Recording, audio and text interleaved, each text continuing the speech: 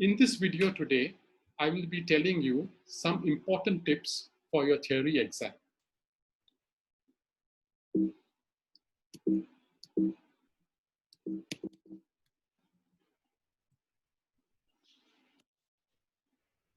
Well, no last moment studying is required. You have to study on a regular basis so that you can get good marks. So please take your prelim exam very seriously, as it will be a benchmark for your progress. For that, at least devote minimum 5 hours per day of study.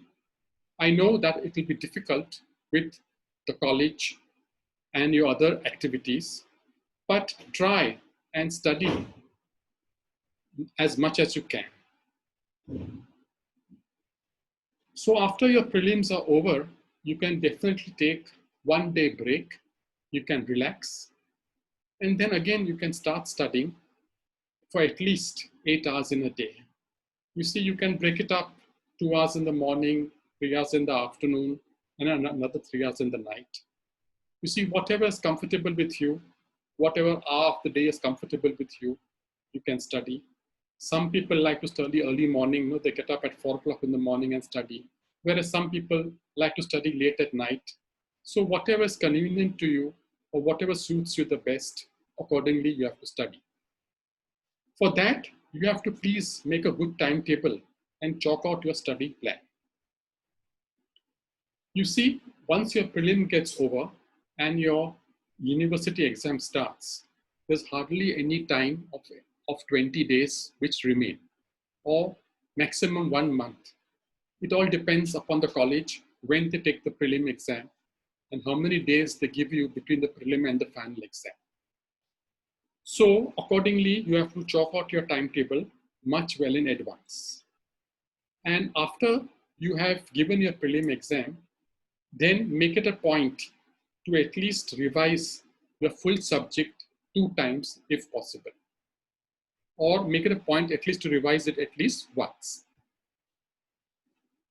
For that, you also have to solve all the last 5 years question papers of your university.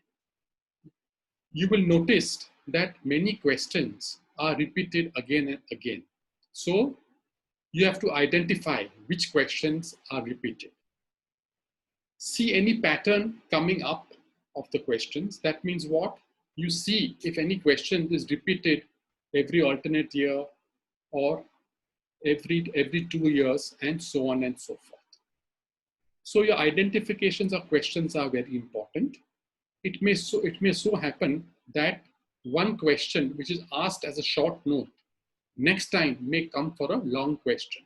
For example, in organon subject, if a short note is asked on suppression, the next time they may ask you a long question like define suppression, state its causes, state the symptom exhibited with suppression and its treatment. For a full 20-mark question may come. Okay, so in that pattern also it could come. So ask your teacher to give you a sample question of the paper of the university. See, generally the university, they have a skeleton paper in which they can guide you that question number 1, for example, in organon, will come from aphorism number 1 to 20. Question number 2 will come from organon aphorism number 20, 21 to 70, and so on and so forth. You see? So in this way, the university has distributed the syllabus evenly so that there's a possibility of the questions coming, or you can study in a more systematic manner if you've got this university skeleton. You can ask your head of department or your teacher of your department. They will definitely give that to you. That will be of great help. Generally speaking, the last 6 months questions papers, the questions are not repeated. That means if you're appearing for the month of April, May, then in the November, December question paper, generally these questions are not repeated. It may be a university rule or not to repeat the same questions. So you can generally leave out those questions which are asked 6 months back. And at the same time, don't completely ignore it. Now you will ask me at one level, I'm telling you to ignore it. And secondly, I'm asking you, don't completely ignore it. What I mean is that at least have some idea of the question, because it is quite possible that the paper setter at times may not be very conversant, or may by mistake again give the question which was asked 6 months back. So don't ignore it, at least go through it once, have some idea of what to write. That is why I've written, have an idea of the question also. But generally speaking, if you see 6 months back, whatever questions are asked, they are generally not repeated. Well, in your examination hall, please take a transparent pencil box so as to keep your writing materials. See that you take a proper pen, pencil, eraser, ruler, and other materials what you think it may be useful for you to write the paper. If you want, you can also take a transparent exam board so that you can keep your supplements, as in some exam centers, the desk may not be very even. It may be uneven. So if you don't have this transparent exam board, it may be difficult for you to write the paper correctly without any trouble. Never take any sort of typed or handwritten paper into the examination hall. This is very important. You see, unconsciously, you are studying outside with some paper or with some notes, and suddenly the bell rings for the exam and you rush inside. In the heat of the moment, you forget to put the paper in your bag and you put it in your pocket and you go in the exam hall. It so happens that the examiner or the invigilator, he checks your pocket and he finds out this chit in your pocket. So your intentions are not of copying, but unfortunately, because of a hurry, because of a rush, because of exam tension, you have forgotten to put it in your bag and you put it in your pocket. So please see that none of this material is taken in the examination hall, even by mistake. Otherwise, it will be counted as an unfair means in examination. Another important point is that you have to keep enough time for travel and unexpected delays. Suppose you are staying quite far away from the exam center. You please give enough time for you to travel. In fact, suppose it takes 1 hour for you to generally travel from your home to the exam center. At least for the first day, you give a 1.5 hour period so that you reach early in the exam center. So on the first day, everything is new, the exam center is new, the place is new, the college is new. So at least be prepared and go there 1 hour before the examination. And on subsequent days, then you can at least go there half an hour before the exam. Please don't forget to carry your college ID card and hall ticket. We have seen umpteen number of times in examination, the student has forgotten the hall ticket or the college ID card, and they are not allowed in the examination hall. They have to ring up their parents have to run and come to the college to give the ID card.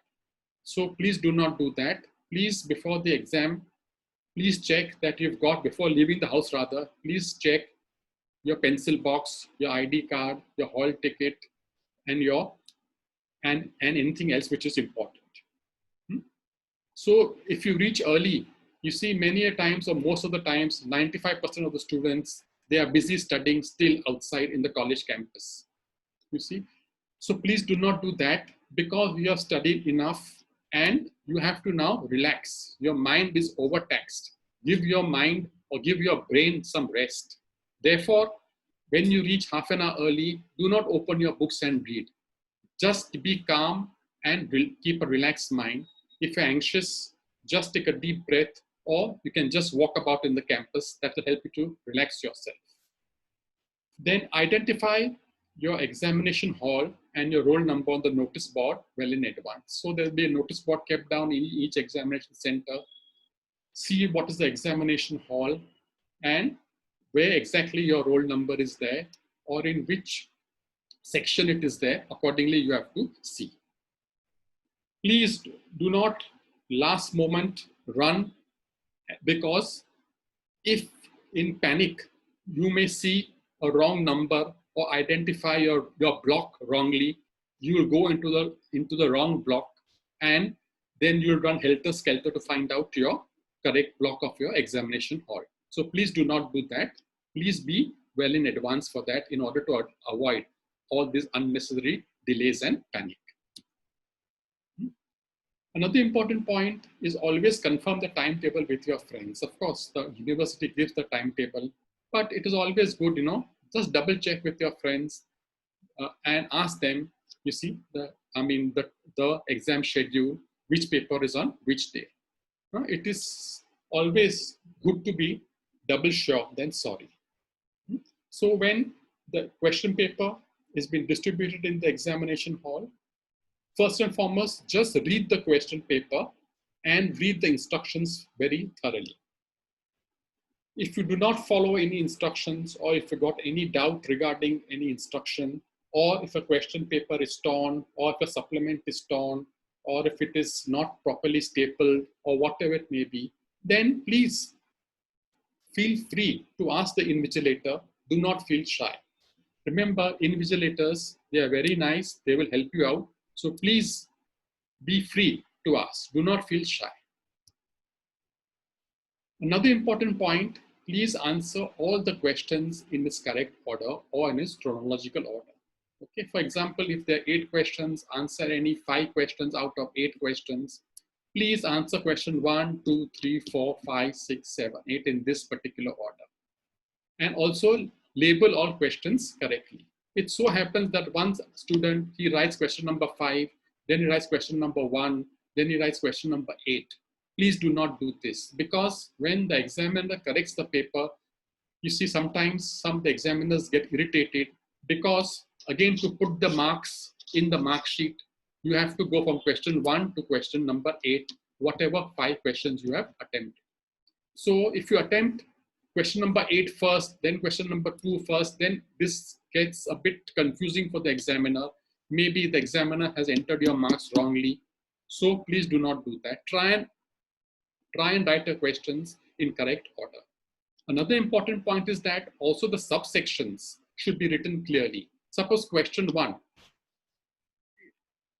it has 15 small questions. You have to answer any 10. And they're labeled A, B, C, D, E, F, G, H. So please write in order. Write A first, then write B, then write C. Do not write A, do not write D, then do not write C like that. Because again, to write down the marks of the examiner, it becomes very difficult for the examiner to write down the marks in the correct section. Also, all subsections are to be written in chronological order. We have seen that many students have the habit of writing the question first and then answering them in your supplement. So please do not do that. Just label your questions correctly, because the examiner has the question paper. He will see the question if you have labeled it correctly. So what happens if you write a question and then write the answer? Number 1, it is a waste of time. And secondly, you will get much less time to write all the required questions. Okay, or some people know, or some examiners may also take it as an unfair means of writing down the question first and then the answer, because they think in this way it could identify your paper. Okay, so also do not put any sort of identification mark in the answer sheet so as to reveal your identity.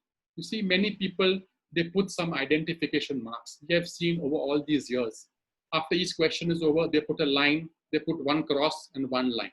Or they put a line, 3 crosses, line, 3 crosses, and a line. So this is repeated for every question. So it becomes a particular order of identification. So some examiners may think that this candidate is trying to identify the paper. So please do not put your any mark or anything that will reveal your identity.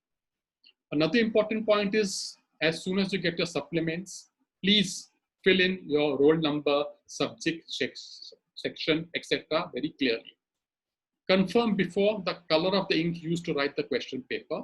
This will differ from different universities. So some universities have the rule, write only in black ball pen, write only in blue ball pen, whatever it may be there. Okay. Suppose while writing, your pen or the ink gets over and you've taken another pen, so the ink may differ. So for that, you please take the supervisor's signature saying that you have changed the pen on the safer side.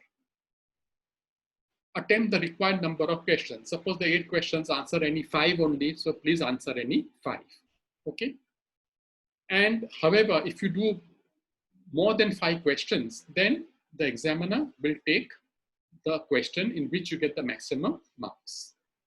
So see, if you have time and if you're not sure or not very confident about the question, about the answer, what you've written for the question, then if time permits, you can write 6 questions and the examiner will take the best of 5.